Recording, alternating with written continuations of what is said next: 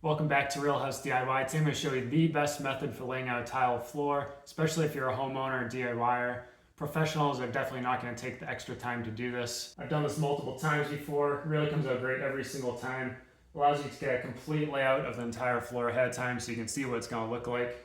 And if you see any problems that need to be fixed, you can do that now instead of worrying about it later during the actual install. This works really well for small rooms such as a bathroom, a mudroom. If you get to really large rooms, then it's going to take way too much time. You might not do this for a large room. Now, a couple of typical ways to lay out a tile floor: be drawing a center line and starting from that, or if you specifically want a full tile width along a wall edge or an entry point, you're going to start at either side.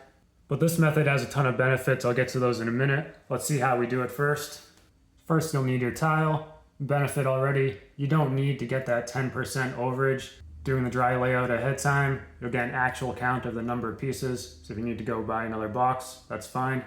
You also need a tape measure, straight edge, roll of blue tape, pen or a marker. Ideally, you want a wax pencil, wax marker, so if you accidentally make a stray mark, you can clean that off the tile. You'll need your tile spacers. In this case, I'm using 1/8 inch. And you'll also need your cutting tools because, as you can see, I'm making the cuts ahead of time, getting those all fit in place. Next, you might want to do the layout on paper ahead of time, see what it might look like before putting all these tiles down. These are a bit heavy, take time to move around. So I have a couple options here. Could go for the full width all the way across. I could have done full width right in the middle and then have two cut edges on the sides. So it's nice to see how that looks on paper ahead of time, and then you can actually count the number of tiles before you go buy them. Keep in mind, tile sizes like this, 16 by 24, but it's not actually 16 by 24. Something like 15 3/4 by 23 3/4. And if you're adding this up on paper to fit the room, don't forget to add the spacing for the grout lines. Something else you want to keep in mind is you want to leave room for an expansion gap all the way around the room, including doors and thresholds. So you can have different movement between the different materials, maybe the walls or the wood floor, and you don't want broken grout lines or broken tile in the future. Then those lines most everywhere are going to get covered up, such as along the wall, it's going to cover up by the baseboard. Get a bead of caulking at the door for that gap, and then the threshold here at the hallway, either caulking or T-mold. And here, with some of the tile moved out of the way, show you another option to accommodate that expansion gap. You can see the finished floor height is going to be 1 inch, same height as this level that I have on the side.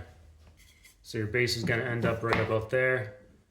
So what you can do to accommodate that expansion gap for the tile, you can actually cut out this bottom inch or so of drywall, and then that will give you a little bit more room to work with for your tile cuts. You don't have to be as perfect on those. And then you also definitely won't need to add any quarter round at the bottom of your base. So at this point, you just start laying out the full tiles. We want the full tiles over there at the door, at the entryway. And then also we have this set up so we get a full tile ending right here at the threshold. So we had to move these a little bit to accommodate that. In this case, we got lucky that we have a full width tile right here at the wall. Then as you're putting down these full size tiles, using your spacers, these little rubber X's, getting those between each tile, 2 spaces on each side, and get those tiles pushed in close together with those spacers. Now, as you're putting these tiles down, you want to pay close attention that you don't have any repeating patterns. Both ceramic and porcelain tiles, you'll either have some of the same exact tiles, or some of the patterns will look the same but will be a little bit bigger, a little bit smaller on other tiles. Zoom in and show you one of those. So I got my laser pointer here. So you can see this white blotch in the corner of this tile. And you can see that white blotch in the corner of this tile. So these two tiles are exactly the same. You want to watch out for that. You don't want those next to each other or even anywhere close to each other. So you want to move those away from each other early on while you're putting the tiles down. Now, if you find one of those near the end like we did here, all I did was switch the numbering on 2 of the tiles so I can make sure that's moved out of the way for the actual install. For the cut pieces, just marking this with the blue tape and pen so I can make those cuts. An example on this piece here, I'm actually using this to cut twice. I'll get 1 piece here and 1 piece here of the same tile. Now when you're working here with the tile all laid out, you want to be careful walking across the floor. Do not step with 2 feet on the same tile. There'll be more chance of the tile breaking. So just step 1 foot on each tile. Easily make it across the room for marking the cut lines, moving tiles around. Now to the point where you're almost done with the complete dry layout, You want to spend a good amount of time just staring at these tiles from multiple directions, have multiple people looking at them. For example, these two tiles almost right next to each other in the middle. I found those after looking at this floor for like 5 minutes. So now's the time to fix that. You don't want to end up finding that after the tile floor is fully installed. So now you're almost done. Next I'm going to take my blue masking tape, put a piece of tape on every single tile, and number the tiles in the order that you're going to install them. In this case, I'm going to install this first full row against the entry door. So starting with the first cut tile, I'm going to label as 1, 2, 3, 4 in that order all the way down, and then continue with the rest.